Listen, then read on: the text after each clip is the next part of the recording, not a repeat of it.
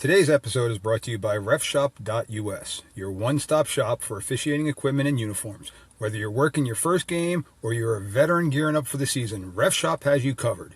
Shirts, pants, whistles, custom Midland radio headsets for crew communication, and the Reading study guide to help you stay sharp for the rules. Head to refshop.us and use code TALK26 at checkout for 10% off of your order. That's refshop.us and use code TALK26, TALK26 at checkout.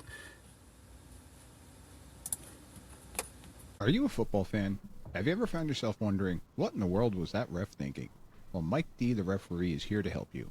Join me on Whistle Talk as I talk to professionals on the field and in the booth to help you understand what is going on inside the mind of a football official.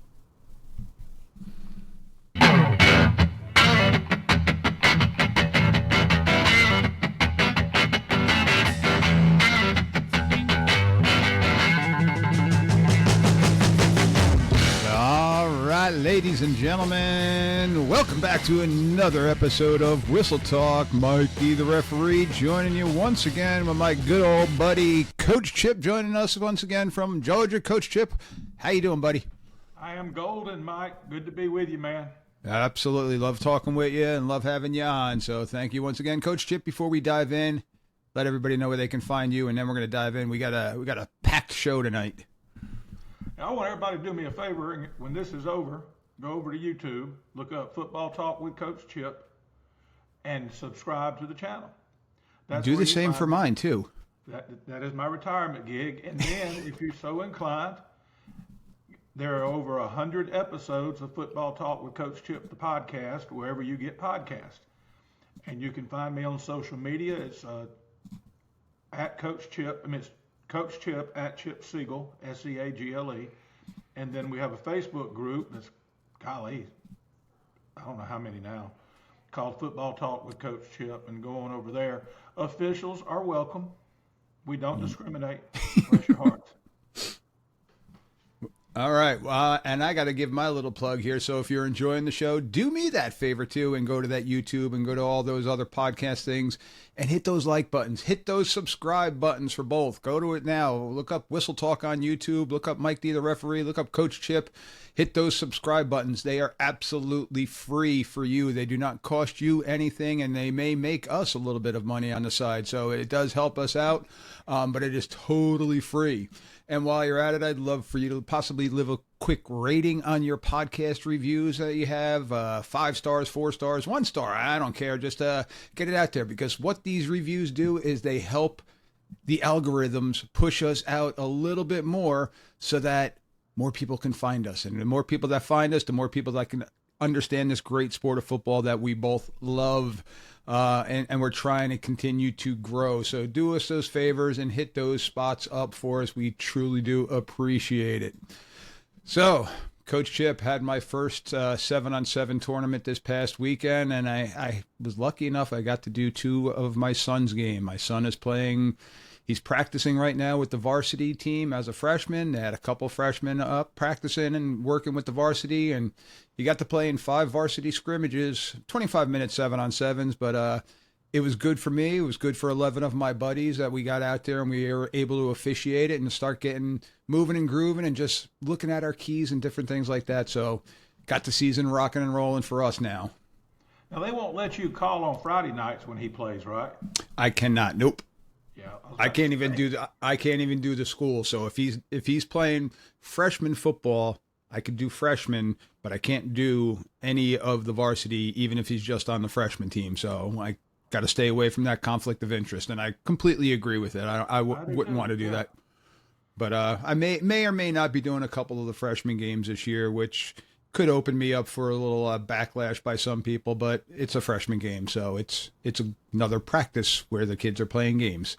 So trying to get them ready for Friday Nobody's nights. keeping up. There's no website that 100 years from now they're going to look up who won that freshman game. Correct. There's no record boards being kept, nothing like that whatsoever. So remember this word, y'all: developmental. yes, Developmental. trying to grow the sport, and that's why when it comes to those freshman games, I like keeping those hankies away. I like keeping them far away so that, those kids can get better. All right. If you show your butt at a sub-varsity game, fans, you ought to be banned from going. Anyway, go ahead. So tonight, Coach Chip and I are going to be diving into some of the NFHS case book case plays. And tonight we're going to start off with Rule 4. And if we have time, we're going to dive into Rule 5. But we got a lot jammed in here. And Coach Chip, how we're going to run this is I'm going to present to you a case play. And I'm going to give you an opportunity to answer said case play, and then we'll review the answer that the NFHS put out there for us.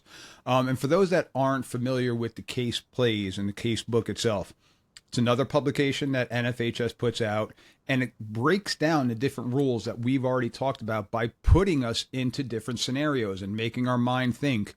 Some of them are obscure, which is a good thing because it's that one play that we can screw up on that could change the outcome of the game. So seeing these things develop and hearing them, listening to it, playing it through in your mind are all things that help us come Friday night become better. And Coach Chip, just a little tip for you. When I was a cadet, when we were in class, we were actually given diagrams of football fields. So as we were presented with these different case plays, and this is what our test was based on, as we were presented these case plays, we would draw, okay, here's the line of scrimmage. Here's where the end of the run was. Here's where the penalty occurred. What do we have? What's the enforcement? What's going to be the clock status? And all those different things. What hash are we going to then replay the down at or move the ball to and all those different things? So we literally diagrammed everything. So it's tough right now, so if you're listening and you're in a car, don't take out any diagrams. But if you're at home and if you're able to watch this on YouTube, we got the video on YouTube, we got the video on Spotify. Hint, hint, wink, wink. Unfortunately, Apple Music, we could just listen, but that's a whole nother story. But make yourself a little chart, just a little football diagram, couple yard markers, couple hash marks, and go from there. So it really helps with working on these plays. Oh, so yeah. Coach, When I was doing my homework, looking at it, I said, man, you got to draw this up. Because some of them, they go K1, K2, R1, R2, it helps to diagram it. I'm glad y'all do that in your training. yes, 100%. It definitely helps. And so without further ado, here we go with Rule 4. And this is a fun one. I know Coach Chip, we always talk about this one, but with the holder with their knee on the ground. So reminder, let me go back. Rule 4 is the ball in play, dead ball, and out of bounds plays. So these are all the different things that could possibly pop up in Rule 4. So here we go. All right. So Coach Chip, K1 has one knee on the ground to hold for an apparent field goal attempt. K2 is in position to kick. K1 catches the snap and A, places the ball, which is kicked by K2, or B, rises and either runs or passes, or C, without rising, flips the ball to K2 who attempts to run. All right, So A, you're good because that's the exception to the knee down rule. correct. B, you're good because he just got up and took off, which is fine. And C is only good in the NFL and NCAA. That's not good. Correct. So the ruling, legal in A and B, just like you said, and in C, the ball becomes dead immediately when K1 tosses it to K2 while their knee is on the ground. All right? Coach Chip, 100% so far. You're going to be a referee by the end of this episode. I bet not. Come on. I've already converted Daniel, so got to keep going here.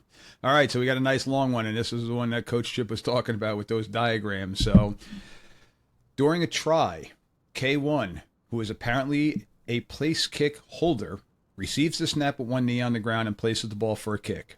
Just as K2 comes forward to kick the ball, K1 lifts the ball, rises, and A, throws a forward pass to K3 in the end zone, or B, carries the ball into the end zone, or C, starts to run, fumbles, and the ball is recovered by K4, who advances to the end zone.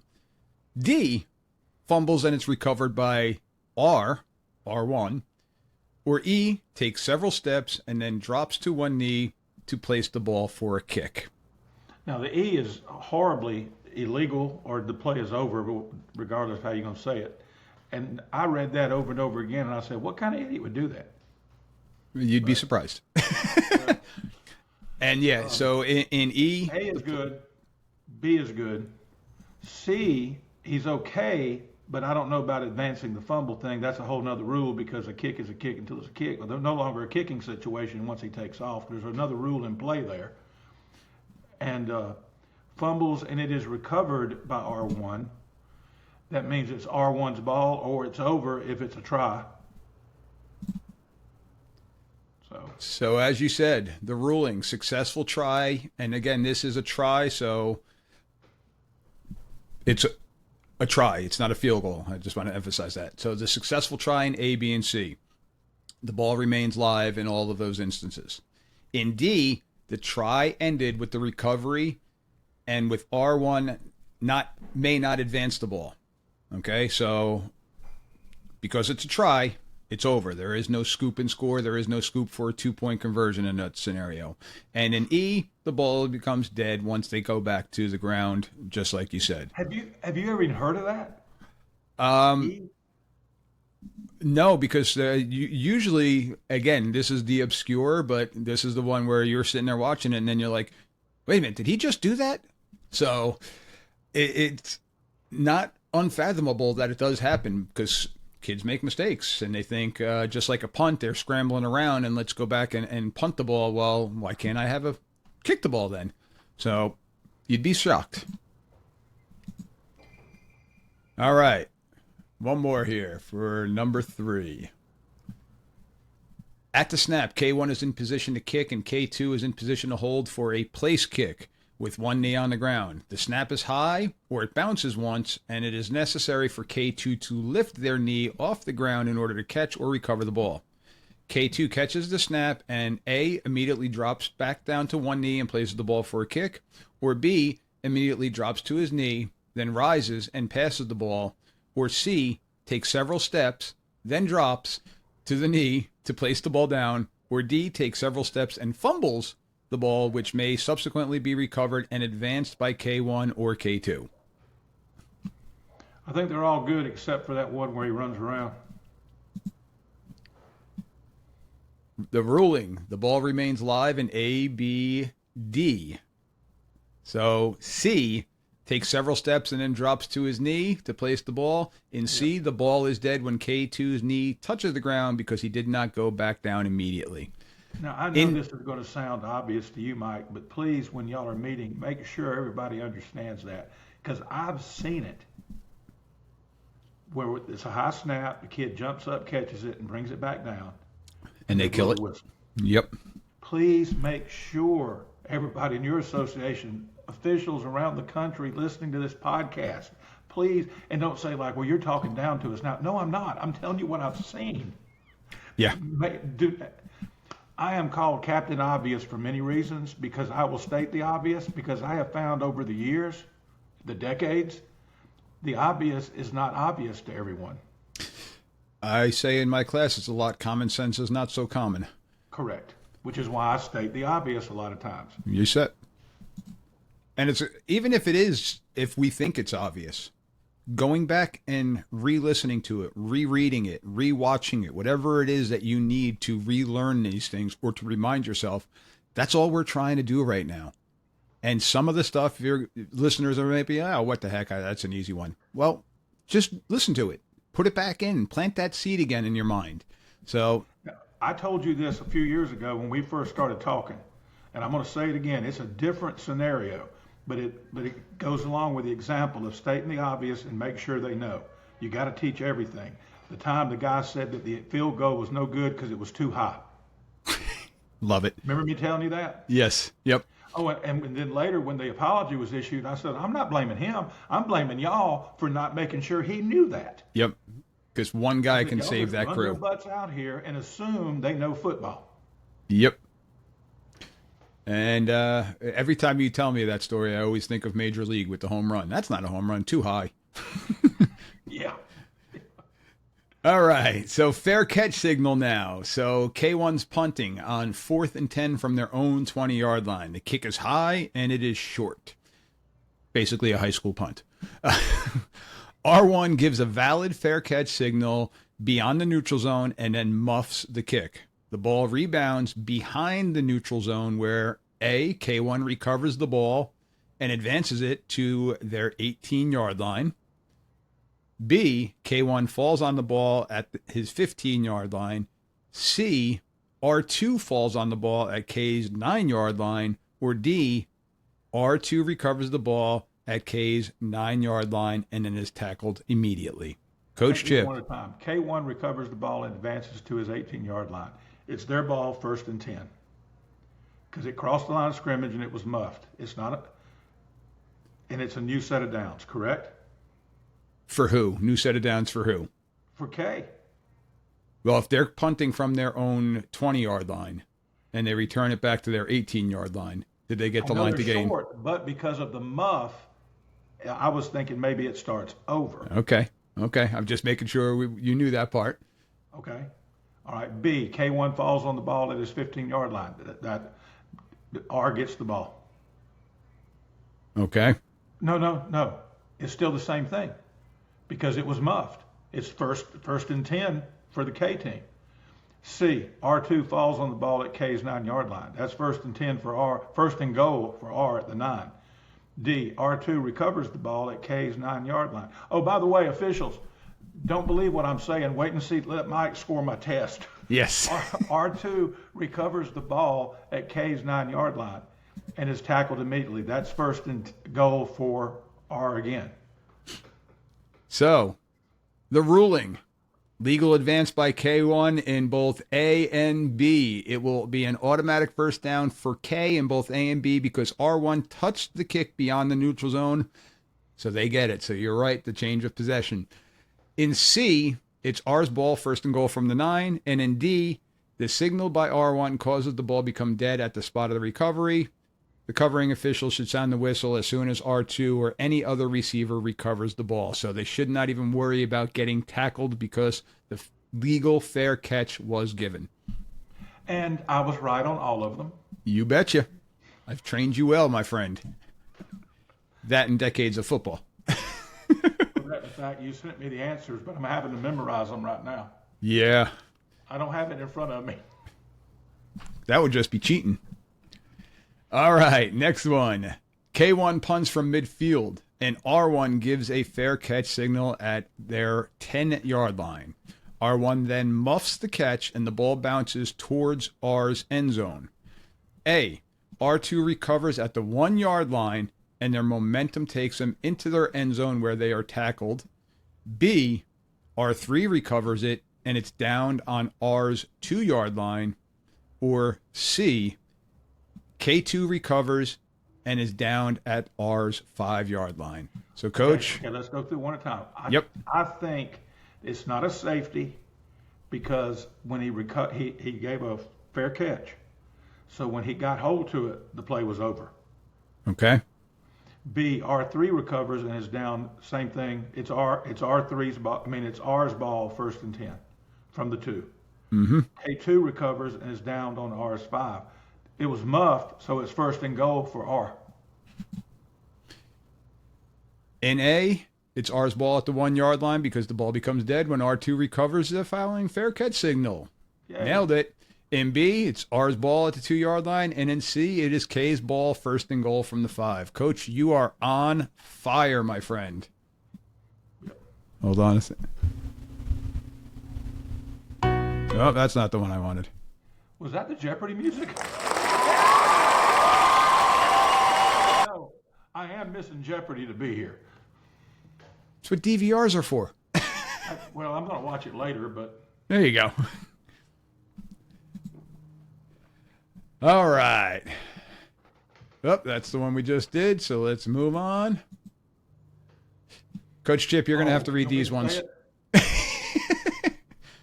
That word is inadvertent. Whistle. All right. You can say that part. I can. Whistle talk, baby. All right. I'll read it.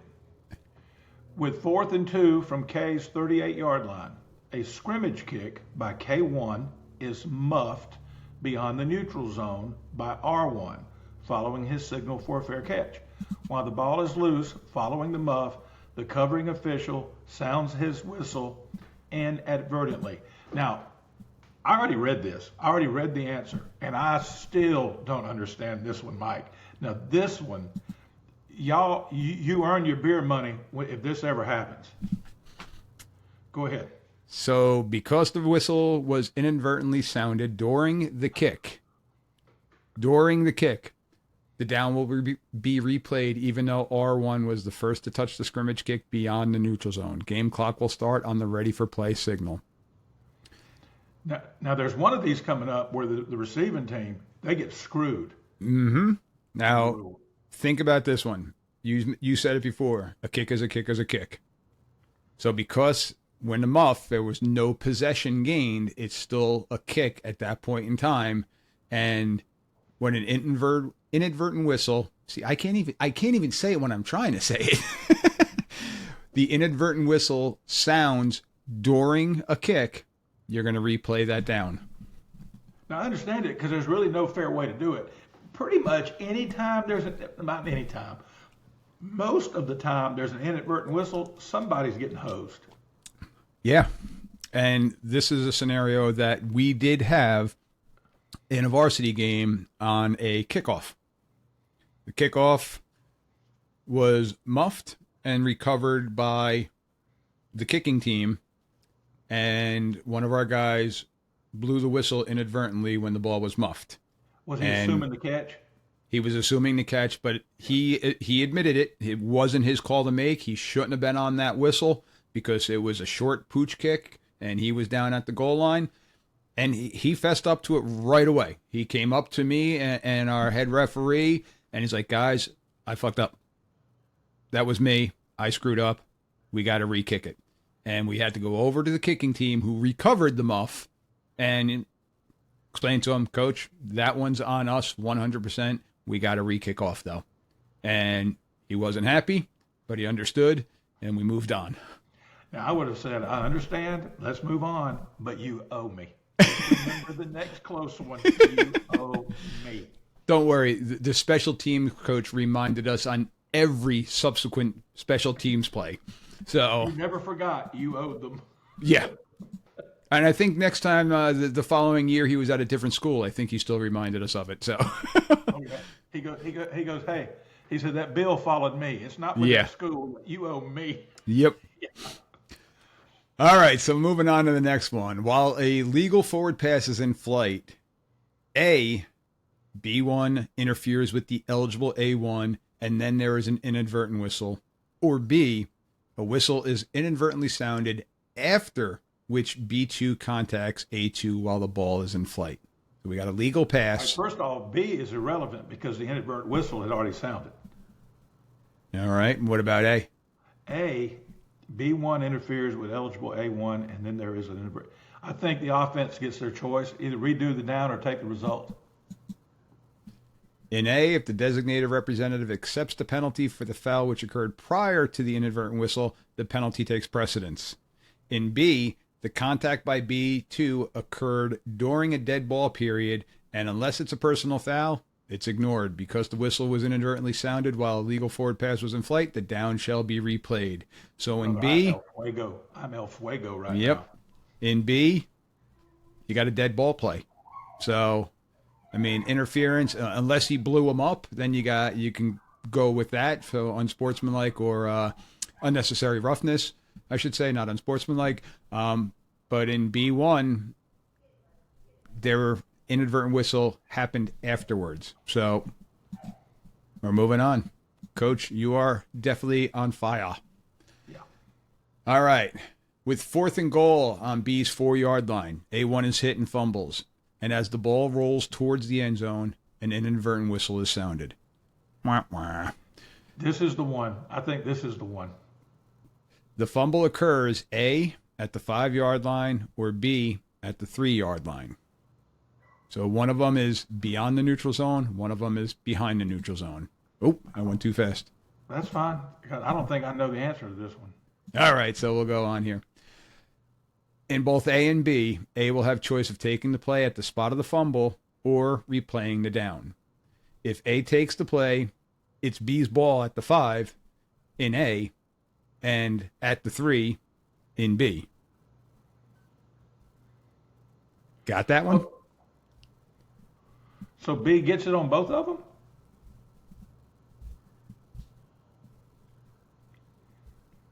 Whenever an inadvertent whistle sounds while the ball is a loose ball following a fumble, the ball is returned to the spot at which the fumble was last possessed. Theoretically, this is where the ball becomes dead. Regardless of where the ball is fumbled, the team last in possession may choose to have the ball put in play where possession was lost and count the down, or choose to replay the down. So, they're going to replay the down. Correct. This is where B gets hosed. Yeah. The defense gets hosed on this. That's what I thought. Yeah. Yep. Replay the down. Which I'm fine with that. All right. A1 throws a forward pass from his own 40-yard line. B1 intercepts at his 2-yard line and circles back into the end zone. While B1 is in the end zone, the covering official sounds their whistle accidentally. I think there's going to be a redo on this one too. Since B1 was in possession, B has the option of accepting the result of the play at the time of the whistle or asking for a replay of downs. Since the result of the play would have been a safety, they're probably going to replay the down.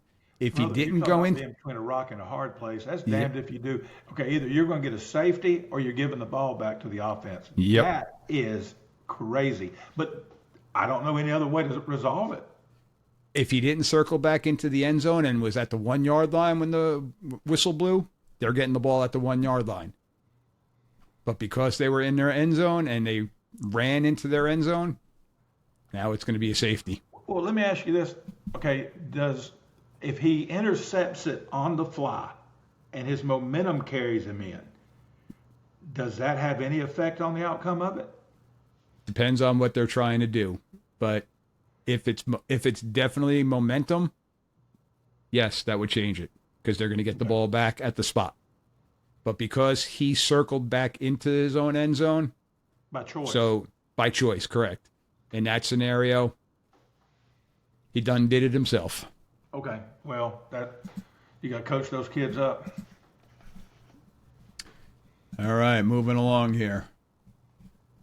Got a couple more slides here for Rule 4.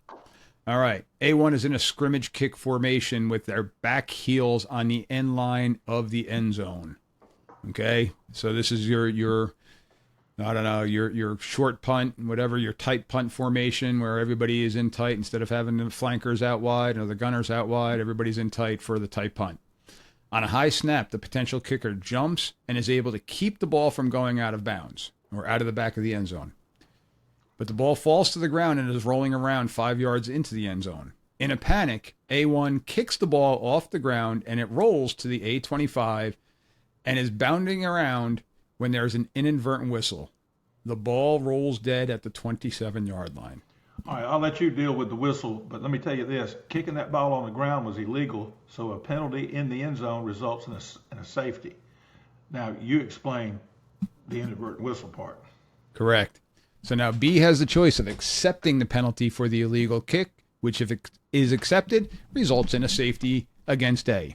If the penalty is declined, the inadvertent whistle rule allows A to ask for a replay down since the ball was not in possession at the time of the whistle. Right, B is going to take the safety. Yeah, they're going to take the safety, yeah. Correct. So they're going to accept that penalty because the penalty happened prior to the inadvertent whistle. So they're going to accept that one and take the 2 points and still get the ball. And that's a big one for us to know because many people think, well, inadvertent whistle, we're just going to replay the down. Mm-mm. That one. I've never understood why it's illegal to kick a loose ball. Because to me, it would be nothing but a delayed drop kick. You know, you drop it, it touches the ground, and you kick it. The ball's on the ground, you kick it, you know. Yeah, I don't know. I don't know the rationale, but I know that that's always been the rule. So yeah. All right, the inbound spot now. We're going to talk about where the ball is going to be placed. A has a 3rd down and 7 to gain at B's 30-yard line. So they're going in. A1 leaps near the sideline to attempt to catch a pass near B's 30-yard line. So basically at the line of scrimmage. A1 is airborne trying to make the catch and is knocked backwards by B2 attempting to make the tackle, and A1 lands outside the sideline at B's 32. Or B, airborne when he controls the ball attempting to complete the catch and is carried off the field by B2 landing out of bounds. Coach, what do you got? All right, now A1, I may be all wrong here. He's going to get his forward momentum, his forward motion. In which ones? Both? A. But now on B, that's an incomplete pass because there's no. It's like basketball. There's no such thing as a forced out. You got it backwards. In A, the pass is incomplete and the game clock was going to start at the snap. So in A, they are knocked backwards by B2. We don't have any, what was the old rule in the NFL where you kind of assumed he was in bounds? Yeah, the forced out. Yeah, so you can force him out now. But in B, it's a catch and the game clock should not stop. In B, it's because he was carried out. So he possessed the ball, he was landing in bounds, and he was carried out of bounds. Oh, okay. So he was carried out. It could be a forced out. Correct. In the referee's opinion, if he could have come down on his own accord. Even in A, he could have come down in his own accord, but he got hit backwards. Correct. Yeah, okay, but that makes sense because let's say the ball is 5 or 10 yards from the sideline and the guy just picks him up and runs his ass out of bounds. Correct. Then you're going to have your forward momentum or forward progress. I'm sorry. You know, all I do is watch football. I was watching 1980 game today, college. Nice. Pass interference. They got the ball at the spot of the foul. I do not remember that being a rule in college football. It was a short-lived rule. If I'm remembering correct, it was 15. Then it went to the spot of the foul, and now it's back to 15. Mm-hmm. So don't quote me on that, because going back to 1980, that's close to before my time of watching college football. The only thing it was Herschel's coming out party when he ran over Bill Bates at Tennessee. Okay. Yeah, see, up here in New Jersey, we had Notre Dame. That's it. Notre Dame was on ABC every Saturday. And I went like, wait a minute. And I said, that must have, because it was an SEC game and it was on TV, so you know there'd have been a big stink had it been just the wrong thing. I said, Well, apparently that was a rule and I just don't remember it. All right. Love this title. Captain's choice on placing the ball, also known as the coaches. Yeah. Prior to the ready for play on a try, not a regular play, but on a try, A's captain requests to have the ball placed on the right side of the hash mark. A then deploys in a spread formation because they're probably going to run some type of sprint out pass, and in this scenario, if they're on the right hash, they're probably going to go sprint out left. A1 does not like the defensive coverage and calls for a timeout. Or in B, a dead ball foul occurs. The captain of A then asks the referee to move the ball to a position midway through the uprights. So basically to where that little hash mark is. Okay. I think he can, I think it's legal to ask because there never was a play run. And so I think he can have it changed. So you're going A and B is good? Yeah, he can change where he wants it because there ain't been a play run yet. Because a dead ball foul means it was before the snap, right? Dead ball foul, 100%. It can be moved. In A, it cannot be because of the timeout. The captain may, in 7 situations, ask for the ball. If a dead ball foul occurs or the foul occurs during the down and the penalty is accepted, the captain again will be given that opportunity to respot the ball. So if they ran the play and there was interference in the end zone, they could take the half the distance and then put the ball into the middle of the field if they wanted to, because they still have that option. The request, the rationale, you can't screw the defense because if they were willing to burn a timeout, you got to leave the ball where you put it. Correct. And the That makes defense did a sense. good job. Yep. All right, choice to snap or to free kick. Woo, that fun one. We watched that video last week. With the score tied near the end of the fourth period, R1 signals for a fair catch and catches the kick at K's 40. After a timeout, the captain of R advises the referee that they would wish to have the ball placed in a... he wishes to put the ball in play by snap. A1 throws a pass intended for A2, where B1 interferes with A2 and the pass falls incomplete. Following the administration of the penalty, the captain of R decides to put the ball in play by a free kick field goal attempt. Coach, is that good? I don't think you can do that because the ball's been snapped. In this one, it is permissible. Yep, Good. It is allowed. So the game clock will not start until the kick is touched, other than K's first touching. This is one of the times where a field goal may be scored by a free kick. The captain may request a timeout prior to making a decision or whether to snap or free kick. In putting the ball in play in this situation, the captain of R is privileged to designate the point on case 25 anywhere between the hash marks because of that penalty. But once they run a play, they can still do it again because you get the play over. It's like a do-over. Correct. Okay. That don't seem fair, but Yep, that is the ruling on that one. That's the same one. So I got that one twice. Coach, that's it for Rule 4. That's the case plays for Rule number 4. So with that, I'm going to pause this video. We're going to take a little break, and I'm going to see if Coach Chip is still willing to stick around for Rule number 5. Coach Chip, appreciate you once again, as always, buddy. always a pleasure to be here, bud. All right.